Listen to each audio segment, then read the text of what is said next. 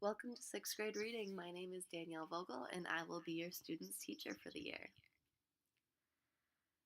One question you probably have is, why is my student taking both English and reading? And the biggest answer for that is because your student is making this big shift in 6th grade from learning how to read in elementary school to reading to learn, which students are going to be using for the rest of their lives. So students will become skilled readers in order to understand new content, and they're also just going to be building reading as a lifelong skill. Also in middle school, students will gain around 4,000 words in their own vocabulary. So we want to start them out with a double dose of English and reading to make sure they're on the right track for that. We want to build a love for reading, and especially as texts get more and more challenging, as students go through middle school, through high school, through college, we want to make sure they have all the skills they need to make them the best readers they can possibly be.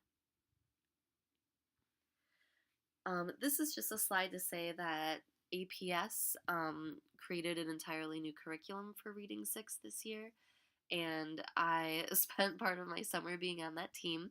I'm the one in the stripes and the glasses in the front row, and it was actually a really great experience. A lot of what we'd been doing in the past aligned with the county's vision for the new curriculum units, so that's what I'm about to talk you through right now.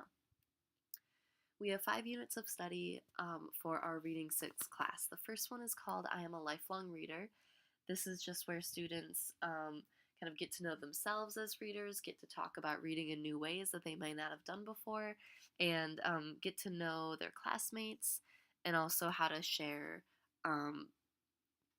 in conversations about reading, and also to build up our reader's notebook, which we'll talk about later.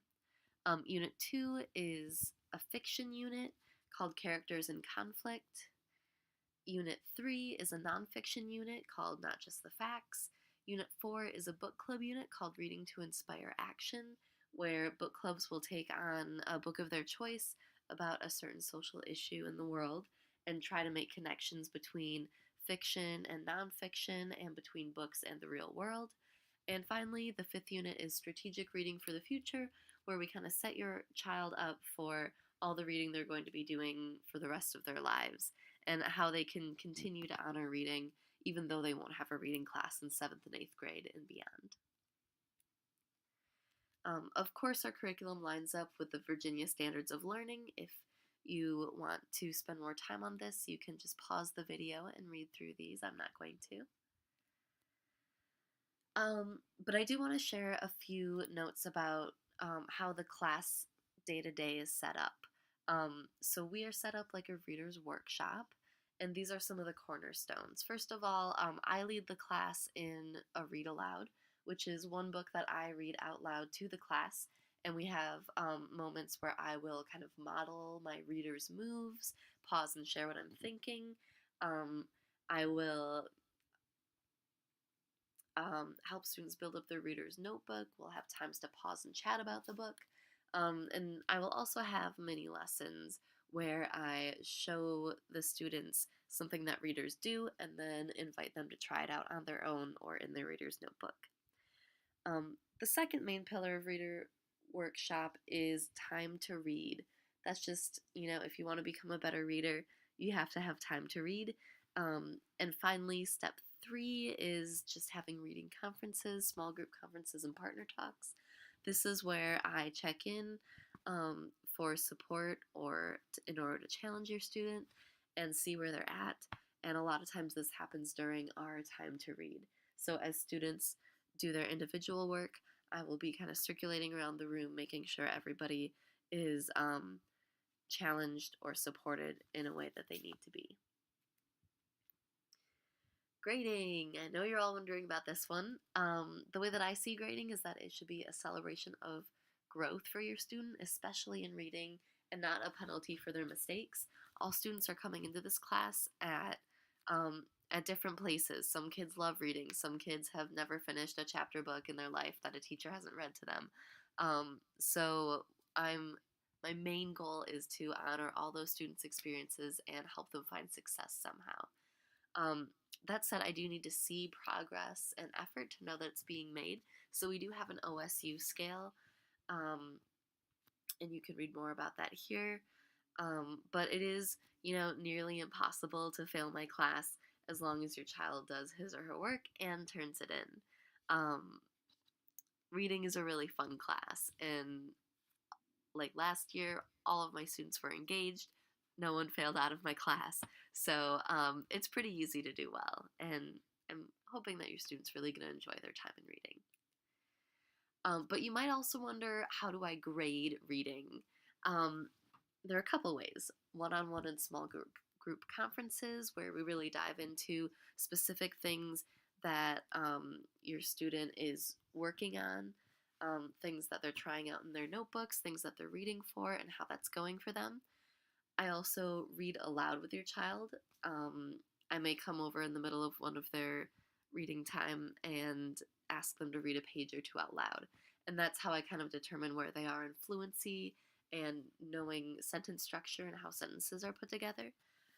Also, our reader's notebook is a page that, or is a part of the reader's workshop that really informs me in terms of what your child knows and is thinking and deciphering from their book. Um, it's really hard, as you may know, to kind of share your thinking while you're reading, so the reader's notebook is our format for that. Finally, there are records of reading. The students are filling out a reading log for Miss Foley that they check in on with my class. They have a 40-book challenge log, pace check-ins, comprehension checks, things like that throughout the year.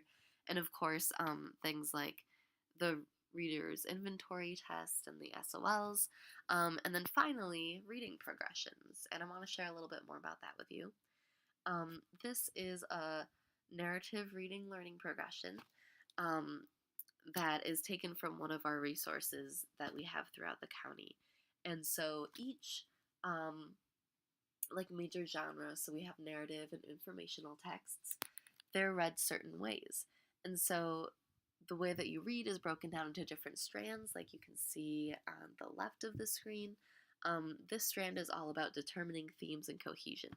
So at the end of fourth grade, a student might be able to just ask themselves, what is the story really about, and come up with ideas as they read. Um, at the end of fifth grade, so meaning when your student comes to me, they will probably be able to ask themselves what are some big themes of a story, and they can think back in the book and try to pick them out. And then by the end of sixth grade or later on in middle school, your reader will be able to sort of gather up parts of themes while they're reading books and kind of consider them in more nuanced ways. So as you see these progressions really push readers up, um, kind of up a ladder. And so these are what we use to look at our own reading and responses with and figure out what we can do to become more sophisticated readers. Late work. So I accept late work up through the end of each quarter. Because reading is such a skill-based class, I want your child to get as much time spent working on a skill as they need. So I don't penalize day to day from late work. If a student doesn't turn something in or is missing something, I will communicate that by a 0 in student view or parent view, which is our grade book. If your student is absent, just make up the work as soon as possible. If you're going to be out for a while, just email me or have your student talk to me. I can usually get them things before or after, or they can check in on Canvas, which is where I post all of my agendas and homework or assignments and things like that throughout the year. And I really encourage you to check Canvas with your student, because that way you know what's going on, they know what's going on, and if you have any questions about things that are going on in class, you can always look at the Canvas announcement page. Speaking of homework, I don't necessarily give homework. Mrs. Foley, the English teacher, does give out a reading log every Monday and expects students to read 100 pages a week. This is a log that my students will consult with me in class, and they will work on their reading in class. All of their independent reading can be put down on this reading log. but we never read enough each week in class to have your student only read in class and turn in their reading log. So I do recommend that you set aside time for reading at home with your student, um, whether it's 30 minutes a day or something similar to that. It's just great to get in the habit of it. Oh, one more note on this slide is that if students don't finish an activity in class because maybe they just need a little bit more time to spend on it, maybe they didn't get started right away, things like that, they may be asked to take it home to finish, in which case I'll direct them to write it down in their planner or their agenda book as well. Um, but that's just something to look for. If your child is a reluctant reader, that is, if that's something you feel like you know about your child, I have some suggestions here. Um, you can pause this video and read through them if you'd like. If you know your child to be a really engaged reader and you feel like they need to be challenged or they've asked to be challenged, here's a little more information on what we do or what we can do in reading class. If you're interested, pause the video and you can read through these. And finally, we do have some really awesome sixth grade wide reading challenges at TJMS. So one is the 40 book challenge, where we challenge students to read 40 books over the entire school year in certain genre categories. This is open to all students, and if they succeed in this challenge, then they are invited to a pizza party at the end of the year. And also every month we'll have a challenge book of the month lunch discussion where the sixth grade reading teachers all get together in one of our rooms. We provide dessert.